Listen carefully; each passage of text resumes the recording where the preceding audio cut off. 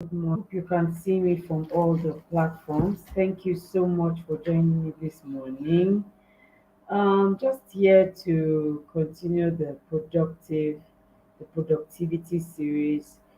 Since the week began, I've come live almost every day. I think I saw it yesterday. I've come live to talk about um, things that I know would help us as teen parents and teen mentors. We are raising, we've been privileged to raise the next generation leaders, the next generation fathers and mothers, speakers, pastors, name it, the professionals, the experts in all the industries. We have been given that rare privilege to raise them, to prepare them. The question is, are we ready and are we doing it? So this morning I want to ask us a question. Yeah. And the question is in form of a statement. Your teenager must engage in something vice, a vice activity or a value activity. Which one is your teenager currently engaging in? Now, let me attempt to define these two things so that you can process it and then answer the question. A vice is an immoral, wicked personal characteristic, a weakness of character, criminal activity, a bad habit, a moral fault, a defect, a flaw. A vice is a type of sin. Hmm. A vice is a curse. A vice is a burden. This generation has made it look like a vice is fun. Nope, nope, nope, nope, nope, nope. Don't tell me that. Yesterday, I heard a life story of a pastor's son that was engaged in gambling. Gambling looks like, when I talk to teenagers, they sound like, oh, Adetima, you don't know what you're missing. You're not gambling, you're not betting. Gambling looks like fun. But this boy went through depression because he was in debt, because he couldn't help himself. He committed suicide. He committed suicide. I'm not telling you of something that happened in in the Atlantic Ocean or that happened somewhere in the Bahamas. Right here in Nigeria, this boy killed himself for something that was supposed to be fun. So advice is not fun. Let's not even get it twisted. No matter how much it's out there as everybody's doing it, advice is a pain. Advice is a burden. Advice is a curse. The way people quote it, it's just my weakness. And you're so confident about it. Instead of if they tell some adults to do prayer and fasting for money quickly, mm, what is the prayer point? They will go, they will fast because it's money. Tell them to do prayer and fasting to end a vice in their life, to end an urge. Tell them to to dedicate time to deal with those issues. They will give you an excuse. Tell them to pay money so that they can get professional help to break from those addictions. They say, abeg, how will he help? Like they say in Nigeria, who will help? And you don't know that a vice is going to eventually end your life.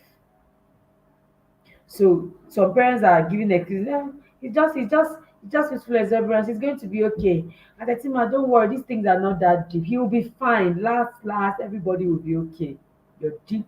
You're toying with a vice. Are you kidding me? What is a value? A value is the opposite of a vice. A value is something of worth, something worthy, something of importance, something of monetary value or um monetary worth. A value is something enriching, an enriching substance, material, product, or service.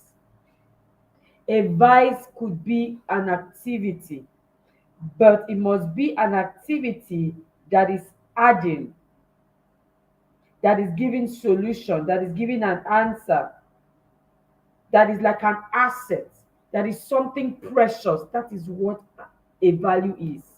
Something that is a blessing, something that betters somebody else's life, your own life, somebody else's life.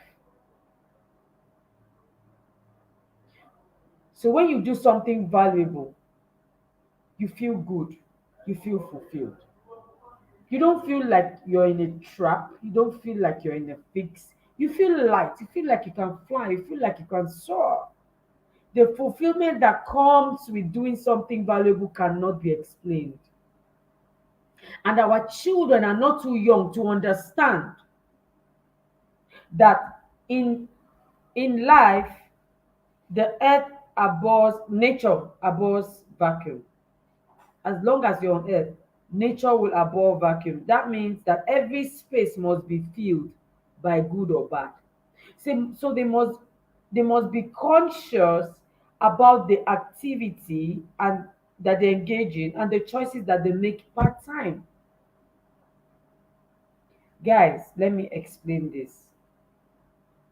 Teenagers are at a time in their lives where their energy is so high. They have a deep sense of urgency to, to discover themselves. They want to express their giftings, their talents. Everybody was born with something. I keep saying it. Everybody was born with something, at least one thing. Because you look at some people, they look like multi-talented people, they can do so many things. Yes. But everybody was born with at least one thing. And if you're a Christian here, you already know the Bible says that this person was given one talent, this person was given two talents, the other person was given five talents. So, yeah, some people have several talents, but everybody has at least one thing. And so, nobody is useless, people are only used less. That thing inside of them is not being used. So, you now say you're just useless. No, nobody's useless. As parents and mentors, it is our job, it is our responsibility to help guide these children. I'm thinking about it now. Most of the children that engage in vices were left alone. They were left alone. Yeah, not alone physically because they live in homes, but alone mentally, alone emotionally, alone in growing up. They were just growing up. They were not raised. Nobody's calling their attention to anything. Nobody's holding them accountable. Nobody's making them responsible.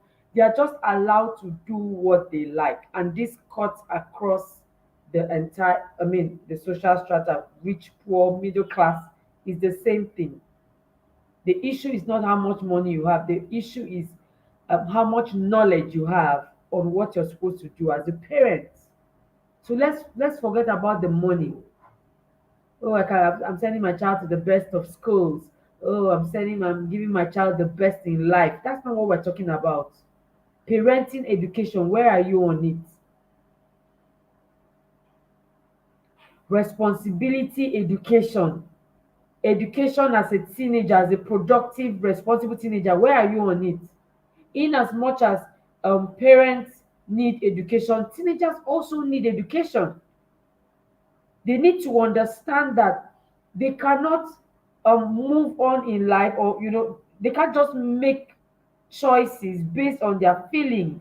They can't make choices based on what is trending. They can't also um, make choices based on suggestions from friends. I think you should do this, I think you should do this, why don't you try this, why don't you try this? And that's why I always tell my teenagers, wherever they live in this world, that peer pressure is a choice. I'm talking about negative peer pressure. You chose to be peer pressured, because I've never seen, including joining a cult group, where anybody was threatened or forced with a gun Maybe that's 1 out of 1 million cases.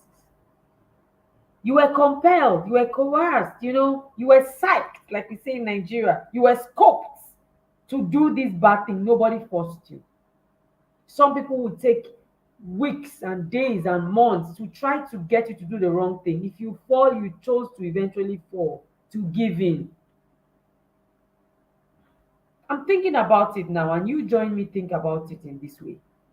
The gamblers, the fraudsters, the drug abusers, the satyriasis for men, and the nymphomanics for women, the cultists, the alcoholics, the scammers. All these people were also born with something. They were born with talent. That young child that is gambling probably supposed to be a data analyst, supposed to be a researcher. That young lady that is addicted to sex, to porn, that is jumping from one sexual activity to the other, maybe she's supposed to be a coach, an author.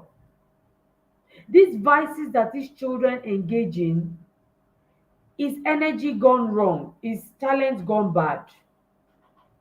I heard a funny story many, many years ago where a Nigerian boy, I think he said he was 16 years, hacked into the system of a bank in the UK. I think UK or US, I can't remember. Many years ago, I was just coming out of teenage. We're told that story. And this boy, it was shocking because he bypassed, all the security protocols and everything. I was just going to get to the last stage when he was caught. Guess what happened? Instead of arresting him and putting him in jail and all that, they hired him. They said, if you're this smart to bypass this protocol, then you're better off working with us, because you will help us stop people like you from bypassing the protocols. Same boy, same brain, same person, same talent, same giftings. What did they do? They switched it. They switched it. So if your teenager comes to you and sounds like, oh, when I just do this deal, I'll just hammer, I'll just blow, I'll just come and spoil you, mommy, I'll just spoil you, daddy, and you go like, oh, you don't know that he can use that same talent and rise to stardom while fulfilling purpose. Purpose is the only legal way, the only approved way of becoming a star in a clean way, in a fulfilling way, in an enduring way, long lasting, to stay forever. But you see, all this wealth and fame gotten by vanity, it diminishes. Sooner or later, it will diminish. 2 days ago, I posted a post. I posted a picture of a boy, 19-year-old boy that gambled and won how many million, 30 something million naira. And his father said to him, return that money. And I was asking, so would you not? And somebody said it's a gift, I was spending. Somebody said, no, I will not. And you forget that this same boy can sit in his home, create a value, create a product that he can sell and make 100 million naira. What is 36 million? It's looking like so much money. Give these young people these days, they can finish it in a week. How much is bottle of champagne in a club? They can clear it. You buy a car and a house. It's not even enough to buy a car and a house, and it's gone. But that same boy, wasting his time betting, can sit and create a product, can create a service, can do a small business that can grow and become a multi-millionaire business. I can't remember which of the presidents of America, a young girl at his inauguration, a young girl did a spoken word or presentation. I can't remember. I don't know who remembers that story. I think she was 12 or so, a preteen. She did a presentation. It was so good. The world celebrated her. She sold $100,000 on Amazon within 24 hours. Guys, what are we talking about? What are we saying? In 24 hours, she sold $100,000 and counting because of the value that she added. People were like, who is this? What is she? Where is she? What does she do? People were looking for her materials everywhere. Same person. That girl could have been doing taking alcohol. She could have been taking drugs. She could have been engaged in any of the vices. But no, she had to use her brain and her gift to do something valuable. This is the difference between a productive teen and a non-productive one. Those of us that are always quick to say, oh, let my child just focus on his studies. Good, but remember that your child has a lot of energy, has capacity, is curious, is energetic. They need to do something with that thing inside them. They need to express themselves. Why don't you guide them to expressing themselves well?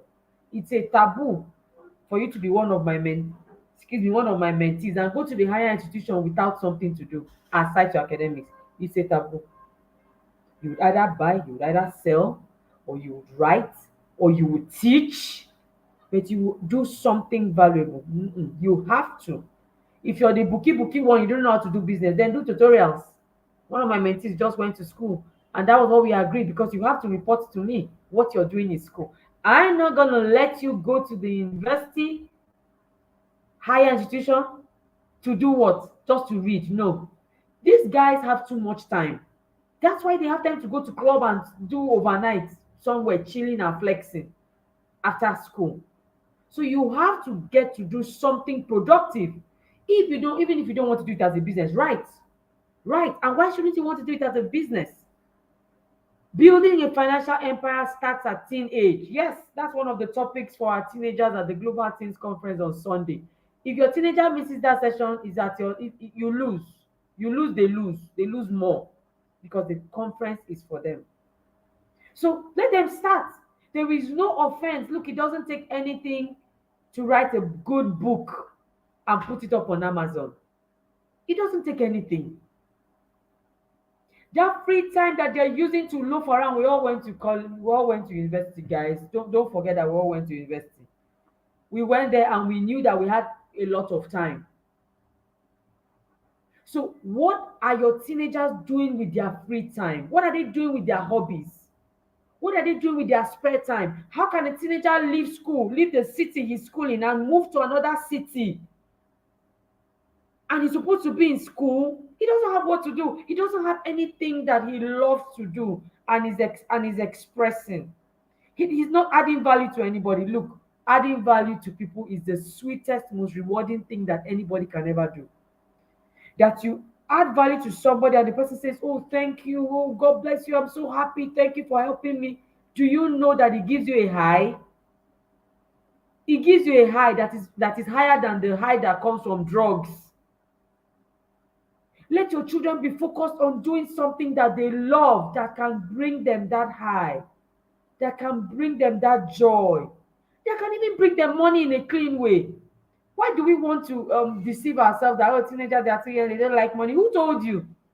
Today's teenagers are very, very wanting money. They are very, very interested in earning money because their peers are even harassing them, intimidating them. But they can also earn money. They can earn money in the right way by engaging in a value activity, not a vice activity. This is what I came here to tell you today. Your teens are people of value. Encourage them and guide them to find that value activity that they can begin to engage in right now. That's how to raise a productive teen. That's one of the ways. The Global Teens Conference kicks off tomorrow. Are you ready? We have over 500 teenagers already registered for this event. Wherever you live on the face of this earth, let your teenagers not miss that conference. Our speakers are coming with fire. fire content, the kind of fire that is going to burn off every shaft, every immature thinking, every vice activity tendency. The speakers are going to burn it all off. You need to do your registration. If not, you will not get the notifications of when the conference has started. Okay, check somewhere in this video and you will see how you can register. Please send that link to your family and friends all around the world, wherever they live. Let none of them miss that session. This is not dad or mom talking to the teenager. These are speakers, trained professional experts, tested and trusted, with a heart for teenagers. They are the ones speaking to the teens. And trust me, the teens recognize when somebody that has their interest at heart is speaking. And that's what actually gives them that rapt attention. That's when they listen, because they know this person is not coming here to judge or criticize me. I want you all to get in there already. And don't forget my books. My latest book, The Spiritual Intelligent Teenager, and Maintain Your Why. Two great books for teens and for preteens. Thank you so much, everyone, for joining me. I can see Tijan Tees, I can see Favor, I can see Razak, I can see Uma, I can see Oriflame, I can see Busaloye, I can see Uchero, I can see Ivy Igbari, I can see you, I can see you, Witty Mind, I can see you, Coach Abibo, I can see you, Coach Folake. The rest of you, wherever you are, I celebrate you. I see you. Even if you're watching a replay, I celebrate you. I just want to do one thing, and that is to speak to any teenager you know. Speak to anyone that has a teenager, to say, not one of them should miss this weekend's event. The Global Teens Conference, first of its kind anywhere in the world, is kicking off tomorrow at 7 p.m. Registration is still ongoing, and every one of them must be here. Imagine if we have thousands and thousands of productive teenagers engaging in vice activity, in value activities, not vice activities, value activities. We're all going to be so blessed. We're going to have people come up with solutions and answers to all the challenges that we have. Yes, instead of somebody trying to dupe you, somebody trying to rape you or to rape your children, these people are adding value and not bringing trouble to us. They are a blessing and not a burden. Thank you so much, Ugodne. Thank you so much, Comfort. Thank you so much, everybody. Let me let you go back to work. Enjoy the rest of your day. I celebrate you. Bye.